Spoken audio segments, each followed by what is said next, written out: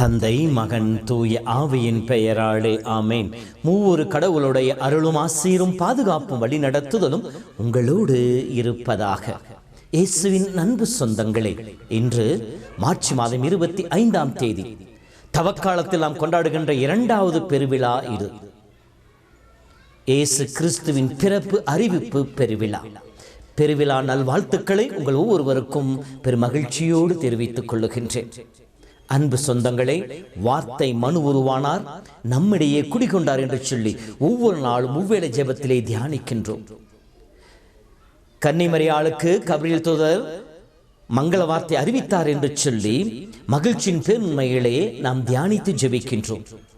இந்த ஜெபங்கள் எல்லாம் உருவானது இந்த நாளிலே தான். வார்த்தையான தெய்வம் மரியுடைய உதிரத்திலே உருகொண்டதாக, மரியாள் கடவுளின் தாயாக உயர்த்தப்பட்டாள் என்கின்ற உன்னதமான செய்தியாக அமைவது இந்த விழா என்று சொல்லி நம்முடைய முன்னாள் திருத்தந்தை 6ஆம் பவுல் சொல்லுகின்றார். இந்த விழா ஏறக்குறைய 431ஆம் ஆண்டு நடைபெற்ற எபேசு திருச்சங்கத்திற்கு பின்னால் திருச்சபையால் அங்கீகரிக்கப்பட்டு கொண்டாடப்பட்டு வந்து கொண்டிருக்கின்றது. இந்த விழாவுடைய மையமாக விளங்குவது யார் என்று சொல்லி பார்த்தால் மரியாள். கடவுளால் தேர்ந்தெடுக்கப்பட்டு கடவுளை தன் உதரத்தில் சுமக்கின்ற பாக்கியம் பெற்று மீட்பரை இந்த உலகிற்கு கொண்டு வந்து கொடுக்கின்ற ஒரு வழியாய் வாய்க்காலாய் அமைந்த மரியாள் தான் இந்த விழாவினுடைய மையமாக அமைந்திருக்கின்றார். மரியாள் சொன்ன வார்த்தையின் வழியாகத்தான் விண்ணக தேவனுடைய வாக்குறுதி முழுமையாய் நிறைவேறியது. இந்த உலகத்தை பாவத்திலிருந்து மீட்டெடுக்க, சாவின் தலையிலிருந்து மீட்டெடுக்க, சாத்தானின் பிடியிலிருந்து மீட்டெடுக்க, சாத்தானை முழுமையாக அழித்தொழிக்க மரியாள் சொன்ன ஆம் என்கின்ற வார்த்தையிலிருந்துதான் எல்லாம் பிறப்பெடுப்பதாக திருத்தந்தையர்கள் சொல்லுகின்றார்கள். ஆம் அன்பு சகோதரமே, இதோ இந்த விழாவை கொண்டாடுகின்ற நாளிலே அன்னை மரியின் வழியாக நாமும் ஆண்டவரை நோக்கி பார்ப்போம். அன்னையிடம் காணப்பட்ட ஒரு சில படிப்பினைகளை நம் வாழ்விலே ஏற்றுக்கொள்ளுவோம்.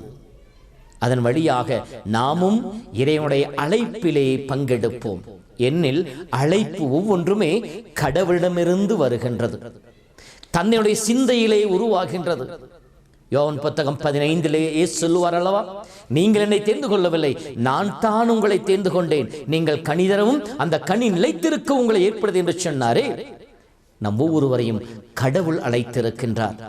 அழைத்தலுக்கு மேலாக அன்னை மரியாளையும் கடவுளே தேர்ந்தெடுத்திருக்கின்றார்.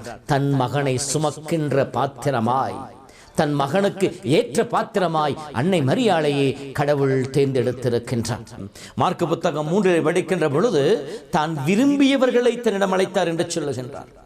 அப்படி என்றால் அழைக்கப்பட்டவர்கள் கடவுளுடைய சிந்தையிலே உருவாகின்றார்கள், கடவுளுக்கு விருப்பமானவர்களாக இருக்கின்றார்கள். எப்போது அழைக்கின்றார்? கலாத்தியர் புத்தகம் 1:14 உன் தாயின் கருவில் உருவாகும் முன்னே, நீ கருகொள்ளும் முன்னே நான் உன்னை தேர்ந்தெடுத்தேன், உன்னை அழைத்தேன் என்று சொல்லுகின்றார். ஒவ்வொருவருடைய அழைப்பும் கடவுளுடைய கரங்களிலே இருக்கின்றது. எப்போது? உலகம் தோன்றுவதற்கு முன்னாலேயே. மரியுடைய அழைப்பு எப்போது நிகழ்ந்தது? அவர் தன்னுடைய தாயினை உதரத்திலே கருகொண்ட நாளிலே அல்ல, மாறாக தொடக்க நூல் 3:15 படிக்கின்ற பொழுது, பாவம் இந்த உலகிலே தலையெடுத்த பொழுது, பாவத்தை சபிக்கின்ற கடவுள், பாவத்திற்கு காரணமான ஆதாம் ஏவாளை கடவுள் தண்டிக்கின்ற பொழுது, அந்த பாம்பினை சபிக்கின்ற பொழுது மரியாளை தன் சிந்தனையிலே வைத்து விட்டார். ஒரு பெண் தோன்றுவாள், அவள் உன்னுடைய தலையை நசுக்குவாள், நீ அவளுடைய குதிங்காலை தீண்ட முயல்வாய் என்று சொல்லி அன்றே கடவுள் முன் குறித்து வைத்து விட்டார். அழைப்பு கடவுளிடமிருந்து வருகின்றது.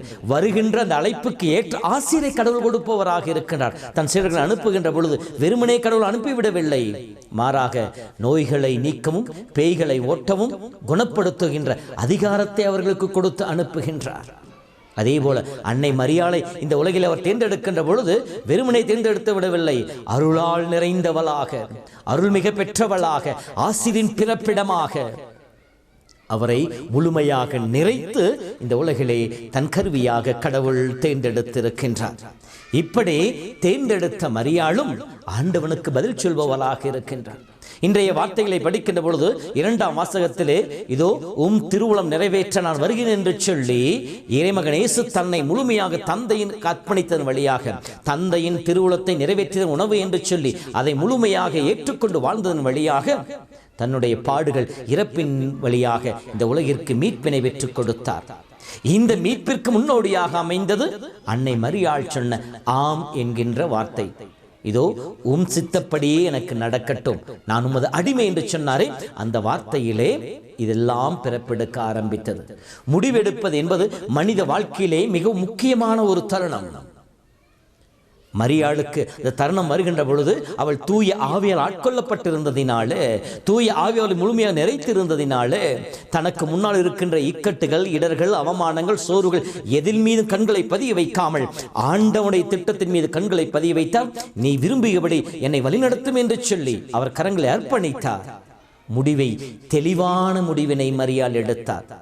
ஆண்டவனே என்று சொல்லி அவரை பற்றி கொண்டார். எனவே ஆண்டவர் அவரோடு இருந்தவர்களை நடத்தினார். நம்முடைய வாழ்விலும் கூட முடிவெடுக்கிற தருணங்கள் எத்தனையோ இருக்கின்றன.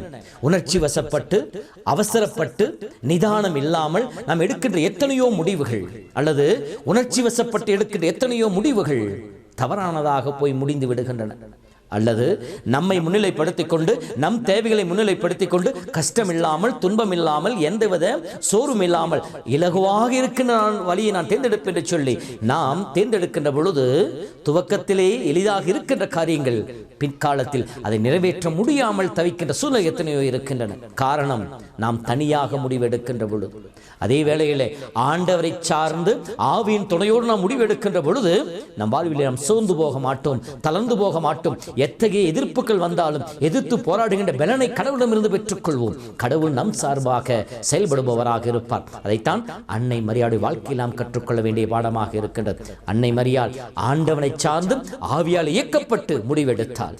நம் வாழ்விலே நம் முடிவெடுக்கின்ற ஒவ்வொரு தருணங்களிலும் அன்னையிடமிருந்து இந்த ஆசீர்வாதம் மிகுந்த வழிகளை, படிகளை நாம் கற்றுக்கொள்வோம். இரண்டாவதாக, முழுமையாக அர்ப்பணிப்பு, டோட்டல் சரண்டர். எந்தவித ரிசர்வேஷனும் இல்லை, என்னுடையது எனக்கு என்று சொல்லி எதையும் வைத்துக் கொள்ளாமல் முழுவதுமாக தன்னை ஆண்டவர் கரங்களை அர்ப்பணித்தார். இப்படி ஆம் என்று சொன்ன அந்த வார்த்தையின் பிரகாரம் அன்னை மரியாள் ஆண்டவனை தன் உதரத்திலே சுமக்கின்ற பாக்கியத்தை பெற்றுக்கொண்டார். கடவுள் நம்மிடம் எதிர்பார்ப்பது பிளவுபட்ட மனதை அல்ல. செல்வத்திற்கும் கடவுளுக்கும் பணிவிடை செய்ய முடியாது என்று சொல்லுவார். அதே போல இந்த உலகத்திற்கும் நாம் கடவுளுக்கும் என்று சொல்லி வாழ முடியாது. நம்மை முழுமையாக கடவுளுக்கு அர்ப்பணிக்க வேண்டும். அழைக்கப்பட்ட நிலையில நாம் ஒவ்வொருவருமே ஆண்டவனை முழுமையாக பற்றிக் கொள்ள வேண்டும். ஆற்றிலே ஒரு கால், சேற்றிலே ஒரு கால் என்று சொல்லி நாம் பாதி பாதியாக வாழ முடியாது. பெரும்பாலான சமயங்கள் அப்படித்தான் வாழ்ந்து கொண்டிருக்கின்றோம். நாம் ஆலயத்திற்கு வருகின்ற போது நல்ல கிறிஸ்தவர்கள், உருக்கமாக பாடுகின்றோம், ஜெபிக்கின்றோம். ஆனால் வெளியிலே சென்று விட்டால் சாதாரண மனிதர்களை விட மோசமாக நாம் செயல்படுபவர்களாக இருக்கின்றோம். நம்முடைய உணர்ச்சிகள், உணர்வுகளுக்கு நம்மை அடிமைப்படுத்தி அதிலே மூழ்கி பாவத்திற்கு மேல் பாவத்தை பற்றி ஒரு கவலையும் இல்லாமல் வாழ்பவர்களாக இருக்கின்றோம். இது அர்ப்பணிப்பின் அடையாளம் அல்ல. நம்முடைய உடல், உள்ளம், ஆன்மா அனைத்தையும் ஆண்டவனுக்கு ஒப்புக் கொடுக்க வேண்டும். அப்படி அர்ப்பணித்து வாழ்கின்ற பொழுது நம்முடைய வாழ்வு ஆண்டவருடையதாக மாறும். நாம் இருக்கின்ற எல்லா இடங்களிலும் ஆண்டவரை பகிர்ந்து கொள்ள முடியும். அன்னை முழுமையாக ஆண்டவனுக்கு அர்ப்பணித்ததனால் தான் இயேசுவோடு தொடர்ந்து நடக்க முடிந்தது. வியாகுலங்கள் வந்த பொழுதும் தளர்ந்து போகாமல் தொடர்ந்து இறைவனுடைய திட்டத்திற்கு அர்ப்பணிக்க முடிந்தது. இயேசு இறந்து உயிர்த்தெழுந்த பிற்பாடும் தடுமாறி சீடர்களையும் அவர் திடப்படுத்த முடிந்தது.